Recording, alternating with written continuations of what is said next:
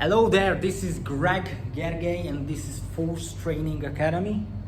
I'm making a quick video. I made a video about functional training and how I train and why I do that. Today I made another video about box jumps. This setup still there, you saw it from a different angle. And I'm making a video about box squats themselves.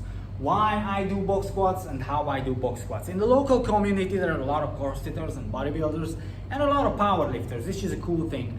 But I receive this question quite often: why don't I get my athletes to squat ass to grass? And the answer to that is pretty simple. First, none of them needs it. Well, none of them is not true. Most of them don't need it. So I don't need to train, maybe 8 out of 10 don't need it. So I don't need to train them to be able to squat ass to grass with weight. I train everyone to be able to squat ass to grass body weight. It's important to have that range of motion controlled and ticked off the box so that when you need it, you don't get injured. But it's not important to be extremely strong in there, right? I don't want you to come out of the hole, with 150 on your shoulders. This, whatever. That's not, I don't even need you to be able to go there with a bar on your shoulder. No, don't need it. So that's number one. Number two, it's also a highly risky position for your knees. A highly risky. And I'm not saying, I don't want to come into this is bad for your knees to go below parallel. It's bad for your knees to push the knee forwards in front of the toes. The heel needs to be on the ground. This is all, it's not important. It's not important. 90% of my athletes, in fact, anyone who plays on field, they play on their toes. So there are exercises what we do without the heel on the ground. There are circumstances what we change. Sometimes we squat on the balls of the feet and we don't touch the heels. Sometimes we do lunges on the balls of the feet. Like right now, we're doing a triphasic training this season, so we don't put the heel down. You would say, oh my God, it's extremely dangerous. Well, yes, if you apply it wrong, then yes. If you apply it right, then no. You have to think about this. Most of these people are spending their time on the balls of their feet. Their heel doesn't touch the ground anyway when they are running, so you can train them on their feet, right? Sprinter heel doesn't touch the ground, so there's no point to get the guy to squat 600 pounds with the heel down. It doesn't make sense. So it's safe to do that thing. That's about heel up. We go all the way down. I train them to how to go with the knees past their toes and how to come back from it. That's important skill as well, because you cannot control these things. Sometimes these situations happen. You need to know how to get out of it and how to go into it. You should have the mobility to be able to do it without any injury. So it's not because of that. It's not like I want to make sure that I never go below parallel because that's dangerous for the knee, because it's not true. But what's true is that it's much more difficult to keep a safe and solid form when you go all the way down in a squat than it is when you stop above knee level. So there is a lot more coaching, a lot more teaching, and a lot more attention involved from the part of the athlete. What needs to go into that exercise to keep it safe if the athlete goes below parallel, right? I don't want that necessarily, because for most people, not everyone, for most people, this is not necessary. They don't go below parallel most of their lives anyway. So if they can do an okay body weight squat, I'm happy with that, And then we stop there, we load up the squat, we start doing box squats, we start stopping above knee level, because that's where you run, that's where you jump from, that's where you sprint from. Most of the athletic movements happen from that range anyway. You don't have the time to go that deep. So for that is the box squat. And we do a variations of box squat. We do the tap and go, in which case you would just come over here, you would just go down, tap and go, right? Again, the stance I'm using is not necessarily important. So it's more about the physiology of the athlete than the actual sport. I like to keep the toes looking forward, and I kind of like to keep them shoulder width because that's the most sport specific, right? But if they are really strong here, I will leave them here. Right? For example, me, if you give me a heavy squat and you ask me to stand here, my back's gonna collapse in this position. I won't be able to get back up with a good form. If I step out just as much as a couple of inches, now it's a different story. I'm capable of popping my knees out and getting back up from that squat, even with 150. So that is good, right? With this maybe 90 and I'm out. Here goes up to 150, 160, and I'm still fine, right? So that's different. Again, I'm not going to singles, so I'm talking about 4 to 5 reps.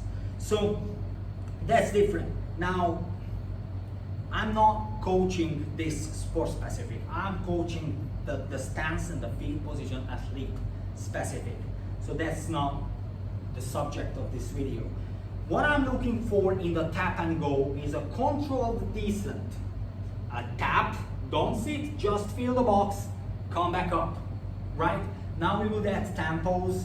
There are different ones. You can go drop, tap and go. You can go 6 seconds down, hold it for 7 seconds, come back up. Whatever tempo you can, you want to apply, whatever suits your athletes and your goals, you would apply in here. There is another one, which is actual box squat. I want you to sit. In that case, we would go down. I would get the athlete to actually sit down, and I want the guy or the girl from this position to push up and come back up to that standing position.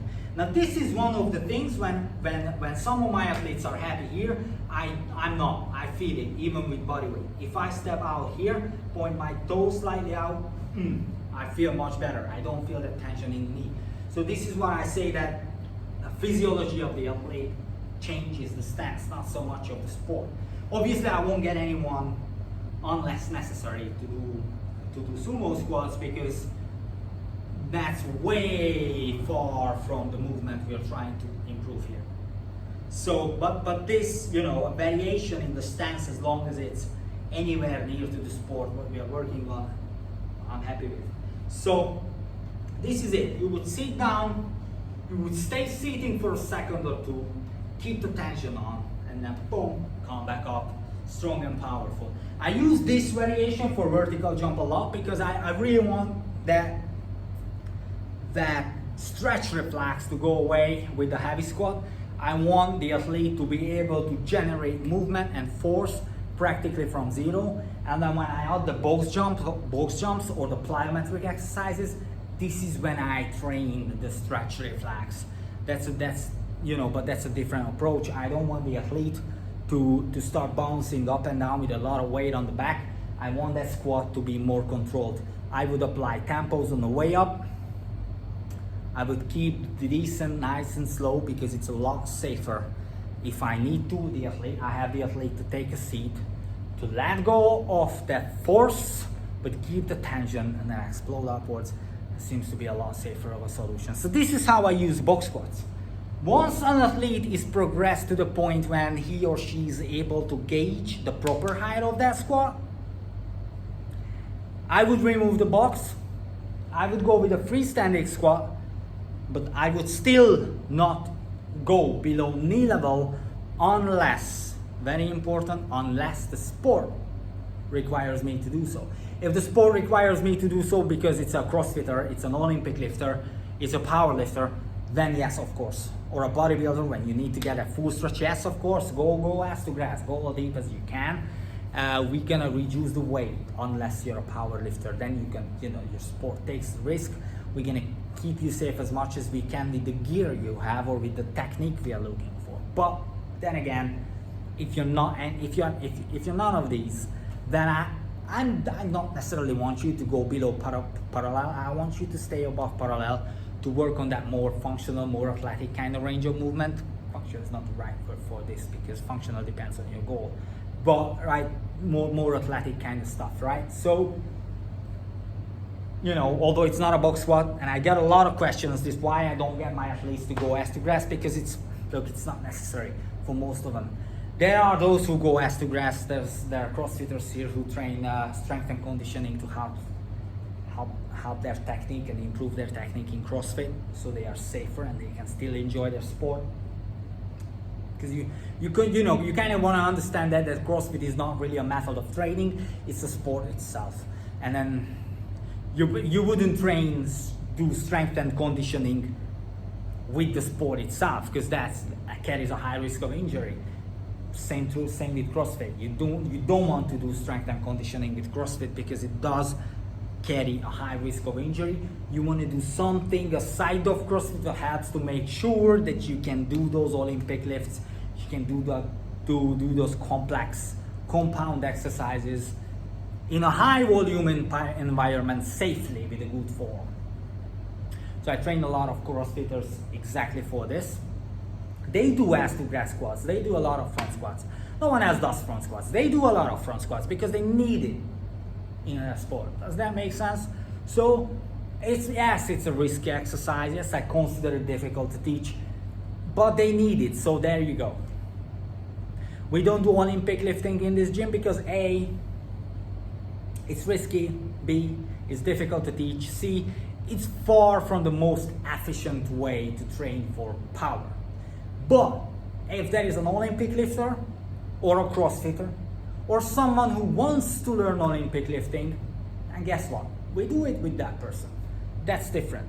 So again, this is the way I squat, and this is the way I squat my athletes. We start body weight, we progress to the box, then we progress to the freestanding, keeping the box for skilled and tempo exercises as a point of reference, as a place to rest on, to dissipate that kinetic energy of the negative portion. To say it in a human language, to get them to rest on the bottom of the exercise, so they need to generate explosive force when they stand up from zero. And then, all the other explosive exercises and stretch reflex things are coming from plyometrics. And again, that's not shiny either. It's really just a handful of exercises and their progressions. Maybe one day I'm gonna go across them, but I will shoot this video over because I've got this microphone here and I just noticed that it's hanging into the camera. So I'm not sure if my top of my head is chipped off or not. Look, that thing was in the way all throughout this video. Yay. Anyway, thank you very much for watching. Hope you enjoyed it. Hope you learned a thing or two. Keep watching these videos. Stay tuned. Like it, share it, and ask your question in the comment section. Thank you so much. Merry Christmas. Bye.